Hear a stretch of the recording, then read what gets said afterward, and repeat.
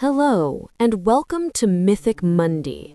In the grand tapestry of mythology, few objects hold as much power, destiny, and tragedy as a legendary sword. We speak of blades that are not merely tools of war, but symbols of lineage, vessels of prophecy, and the deciding factor in the fate of heroes and monsters. Today, we journey north into the cold, stark, and beautiful world of Norse mythology to uncover the story of a blade that was forged by a god, broken by its own creator, and reforged to slay the most terrifying dragon of the sagas. This is the story of Gram. To understand the sword, we must first understand the family it was destined for, the Volsungs. Their story, chronicled in the Volsunga Saga, is one of passion, tragedy, and immense struggle. It is a lineage that seems marked by fate, attracting the attention of the gods themselves. Our story for the sword Gram begins not on a forge, but in a great hall. King Volsung, the patriarch of the clan, had built a mighty hall. In the center of this hall grew an enormous living tree, so large that its branches extended through the roof, reaching for the heavens.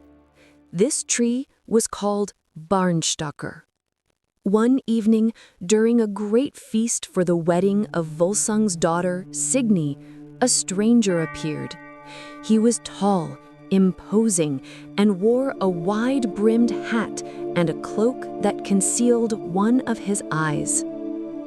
This was no mortal man. This was Odin, the All-Father, the god of wisdom, poetry, and war.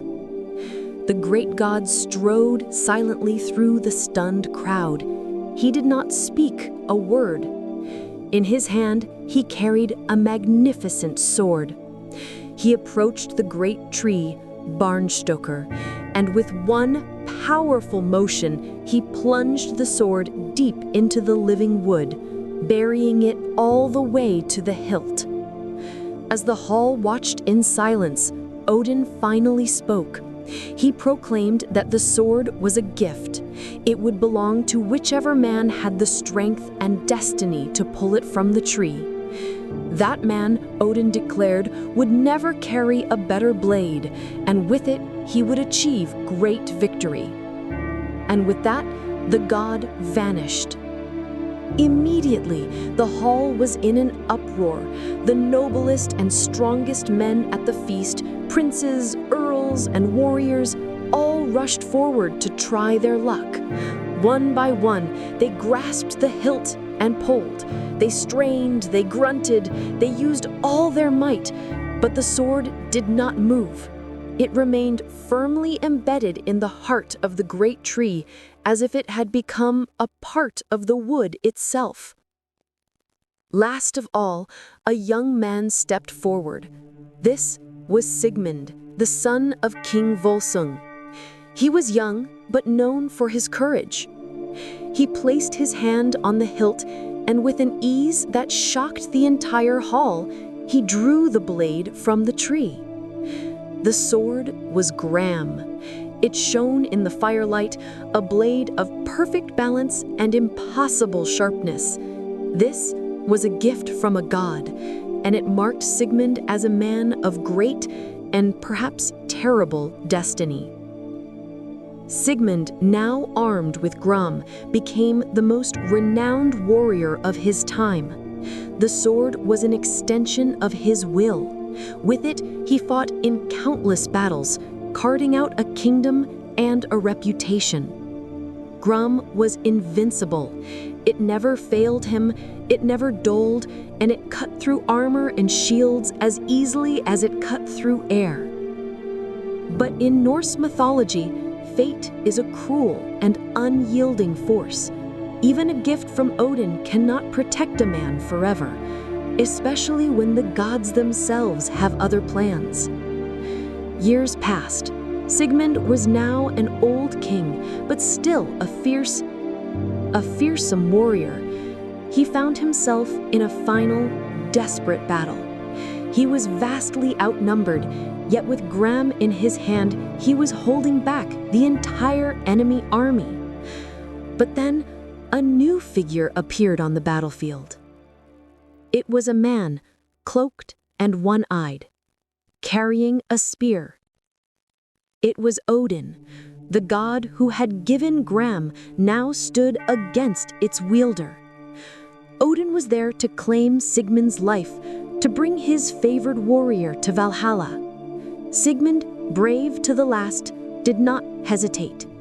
He raised Gram and charged the god. He struck, but as Gram met the shaft of Odin's spear, Gungnir, the divine weapon of the god, the invincible sword shattered upon the spear of its creator. With his sword gone, Sigmund was overwhelmed and received his mortal wounds. As he lay dying on the battlefield, he spoke to his wife, Hiordis. He instructed her to gather the broken shards of Gram. He told her that she was pregnant with a son, and that this son was destined for greatness. One day, he prophesied, that son would reforge the blade. And that son, he said, would be named Sigurd.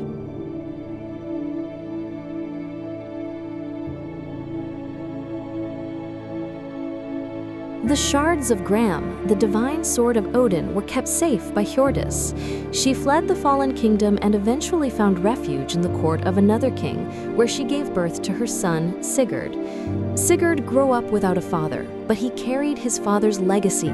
He was strong, fearless, and possessed a wisdom beyond his years. He was fostered by a man named Regin, the master smith of the kingdom. Regin was a curious figure. He was incredibly skilled, a master of metal and fire, but he was also bitter and full of a dark story. He was not, in fact, a man, but a dwarf, and his heart was consumed by a desire for vengeance and gold. Regin told Sigurd a story. He said that he once had two brothers, Fafnir and Otter. Their father possessed a great treasure, which included a cursed ring belonging to the dwarf Andvari. This ring was cursed to bring doom to whoever possessed it. Fafnir, driven by greed, ended his own father's life to take the treasure. The curse of the ring began to work on him, twisting his mind and his body. He became so consumed by his greed, so paranoid and monstrous, that he transformed into a terrifying dragon. He took the gold hoard to a desolate heath and spent his days and nights sleeping upon it, a fearsome guardian of his stolen wealth. Regin's other brother, Otter, had been lost in a separate incident, but Regin's focus was on Fafnir. He wanted the gold, but he was a smith, not a warrior. He needed a hero to do the work for him. He needed Sigurd. Regin saw the strength in the young prince and began to poison his mind, urging him to seek fame and fortune by slaying the dragon Fafnir. Sigurd agreed, but on one condition: Regin must forge him a sword worthy of the task. Regin, the master smith, set to work. He forged the finest sword his skill could produce. When it was finished, he presented it to Sigurd. Sigurd, to test the blade, he swung it down upon the anvil where it was made. The sword shattered. Regin, though frustrated, forged a second blade, pouring even more of his skill into it. It was a beautiful weapon, stronger than the first. Sigurd took it, and again he swung it down upon the anvil. The second sword also shattered.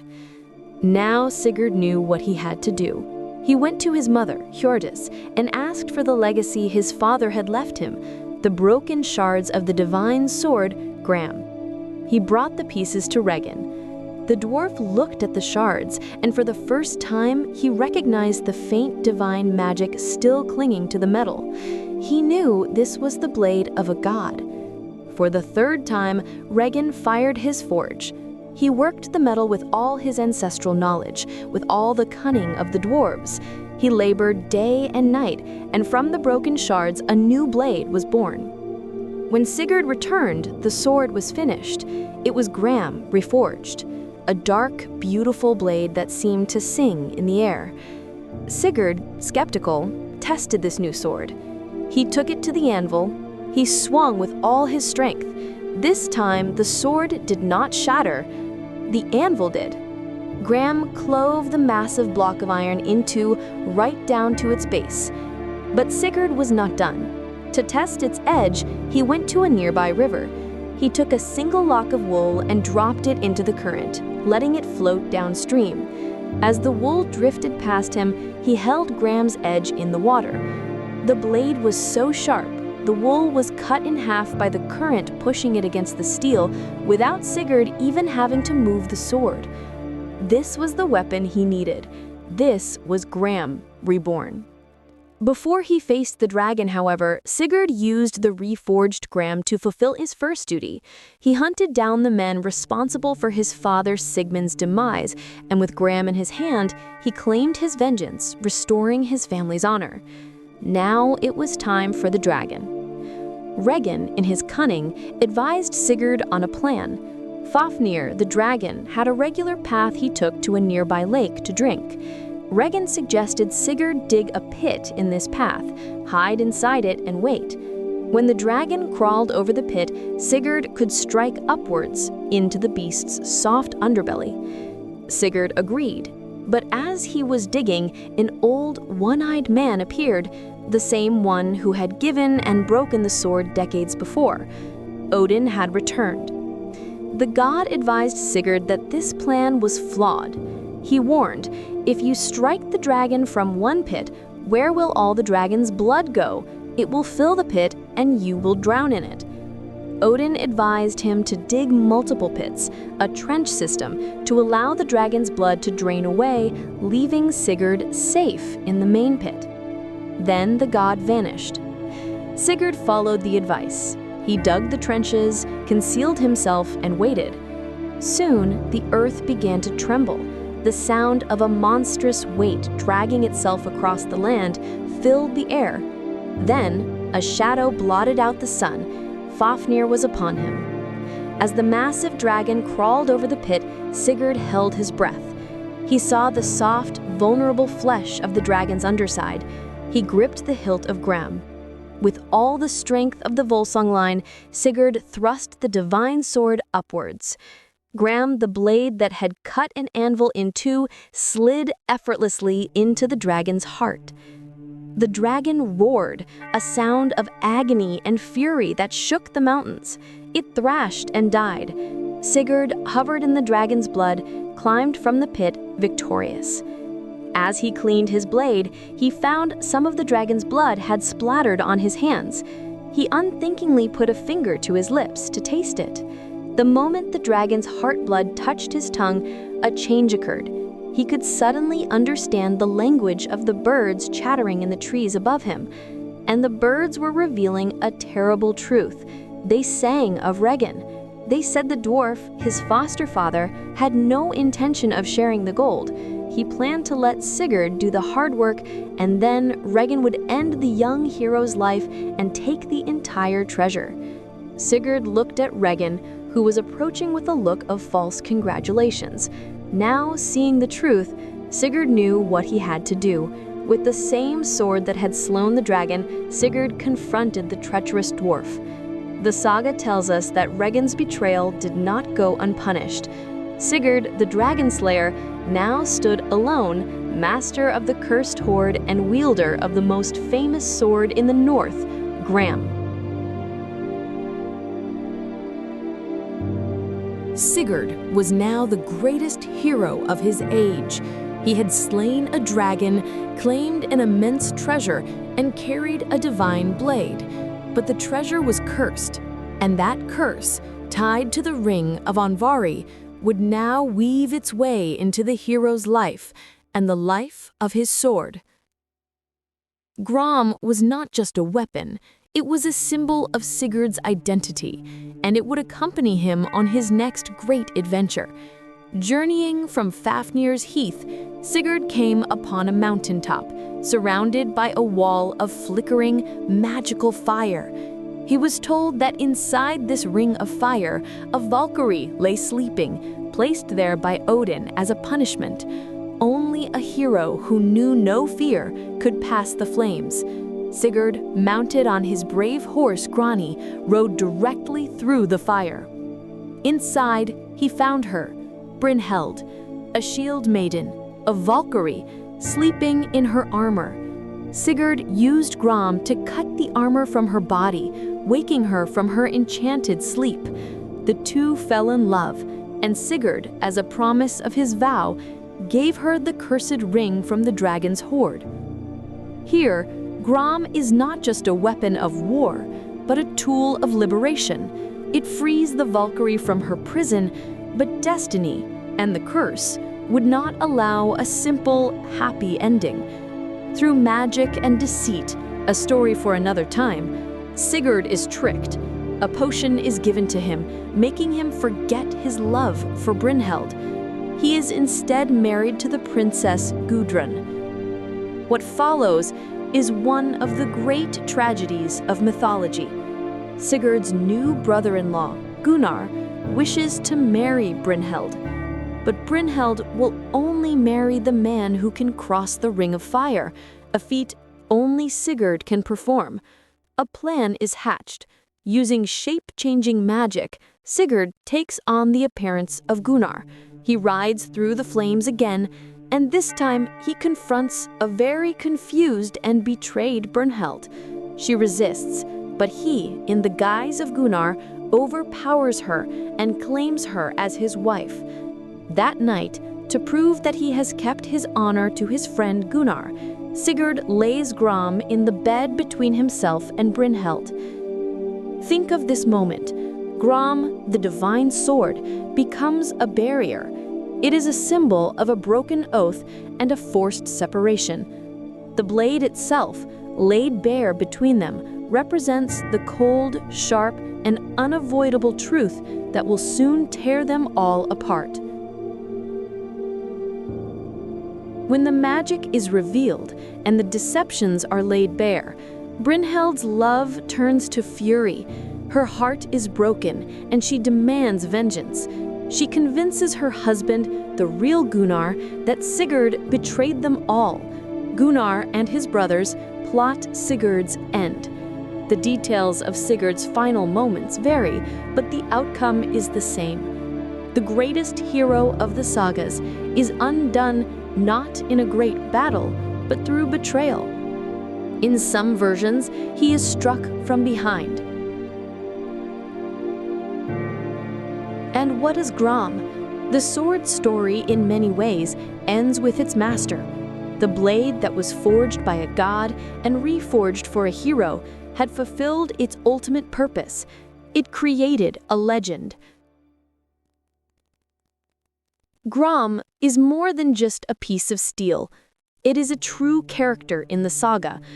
It represents inheritance. It is the physical manifestation of Sigmund's legacy passed to his son. It represents destiny. It was a blade waiting for a hero strong enough to wield it, and a monster great enough to be slain by it. And finally, it represents tragedy. It was a tool in the hands of fate, and like its wielder, it was ultimately caught up in a web of cursed gold, broken promises, and divine intervention. The story of Gram would echo through the ages, inspiring countless other legends, including, many believe, the story of King Arthur pulling a sword from a stone. It remains one of the most powerful symbols in mythology, a reminder that the greatest gifts, even from a god, often come with the heaviest price.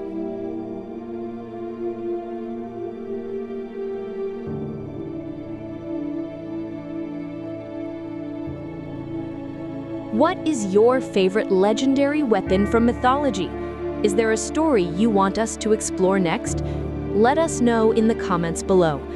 And please, don't forget to like, subscribe to Mythic Mundi, and leave a comment. It truly helps the channel, and it ensures we can keep bringing these epic stories to life. Thank you for watching.